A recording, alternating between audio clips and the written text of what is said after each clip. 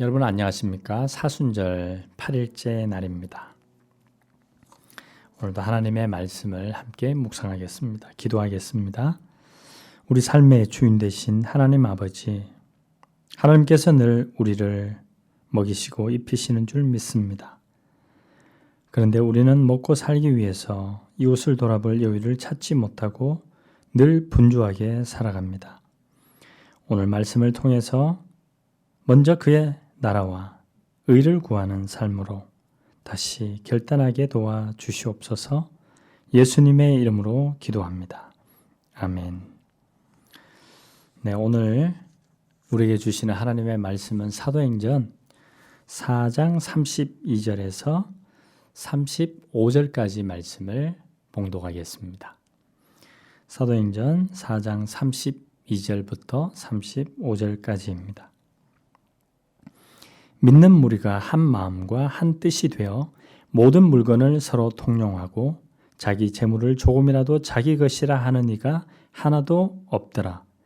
사도들이 큰 권능으로 주 예수의 부활을 증언하니 우리가 큰 은혜를 받아 그 중에 가난한 사람이 없으니 이는 밭과 집 있는 자는 팔아 그 판 것의 값을 가져다가 사도들의 발 앞에 두매 그들이 각 사람의 필요를 따라 나누어 줌이라.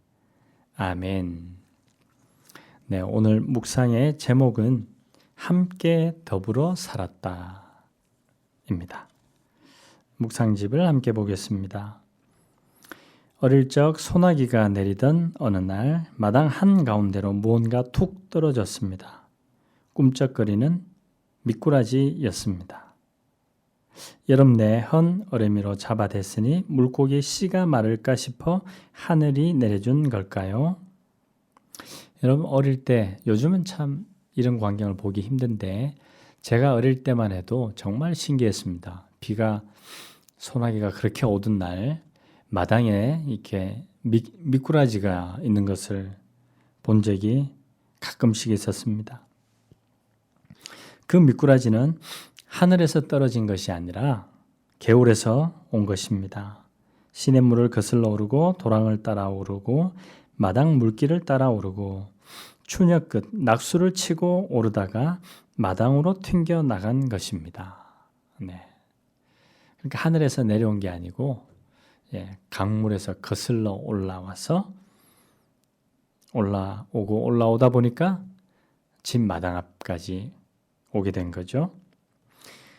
산 물고기들은 물살을 거슬러 오르고 죽은 물고기는 떠내려갑니다. 그렇죠. 세찬 물살을 거슬러 오르는 물고기, 쏟아지는 폭포를 치고 오르는 물고기의 비상은 얼마나 아름답고 신비롭습니까? 여러분, 연어들이 다시 자기가 태어난 곳으로 돌아오는 그 힘찬 물을 거슬러 올라가는 그런 광경을 우리가 TV 같은 데서 종종 보지 않습니까? 정말 신비로운 모습이죠. 신앙은 무엇일까요? 새파를 거슬러 오르는 것 아닐까요? 날마다 하늘나라를 향해 거슬러 오르는 사람들이 그리스도인 아닐까요? 그렇죠. 그리스도인도 세상 사람들이 다 따라가는 그 길로 가는 것이 아니라 그 길을 거슬러 오르는 사람이라는 것이죠. 초기 그리스도인들은 물고기를 상징으로 삼았습니다. 예수 그리스도 하나님의 아들 구세주라는 그리스의 말의 첫 자를 모으면 물고기가 됩니다. 여러분 그런 모양들 간혹 보셨을 겁니다. 익투스 이렇게 읽죠. 물고기 모양의 그 헬라어 글자를 넣어 놓았습니다. 물고기는 하나님 나라를 향해 세상을 거슬러 오르는 사람들의 상징입니다. 오순절에 성령이 내림으로써 제자들은 방언으로 복음을 증언했습니다. 베드로가 증언했을 때 하루에 3,000명씩 신도가 늘어난 것을 사도행전은 기록하고 있습니다. 신도들은 가르침에 몰두하여 서로 사귀는 일과 빵을 떼는 일과 기도에 힘썼습니다. 무엇보다 그들은 함께 지내면서 모든 것을 공동으로 소유했습니다. 재산과 소유물을 팔아서 모든 사람에게 필요한 대로 나누어 주었습니다. 여러분, 이게 어떻게 가능할까요? 그 후로도 사도들은 계속해서 병자들을 고쳐주고 열심히 말씀을 증언했습니다. 신도수는 점점 늘어나 남자 어른만 5,000명에 이르렀습니다. 사도행전 4장 4절에 기록하고 있습니다. 이렇게 늘어난 그리스도인들은 어떻게 살았을까요? 그 많은 신도가 모두 한 마음 한 뜻이 되었습니다. 그렇죠. 무엇보다 마음이 하나가 되고 뜻이 하나가 되는 게 중요합니다. 오늘날 교회에 얼마나 많은 아픔들이 교회들마다 있습니까? 이게 한 마음 한 뜻이 되지 못할 때 이런 일이 벌어지는 것입니다. 그리고 이렇게 한 마음 한 뜻이 된 사람들은 그 마음과 뜻만이 아니라 삶도 하나가 되었습니다. 그들은 자기 소유를 자기 것이라 하지 않았습니다. 처음 교회는 그렇게 더불어 사는 공동체로 탄생했고 모두 함께 나누는 참 공동체로 성장해 갔습니다. 그런데 이렇듯 자기 소유를 부정하는 삶은 어떤 삶일까요? 그것은 세상을 거슬러 오르는 삶입니다.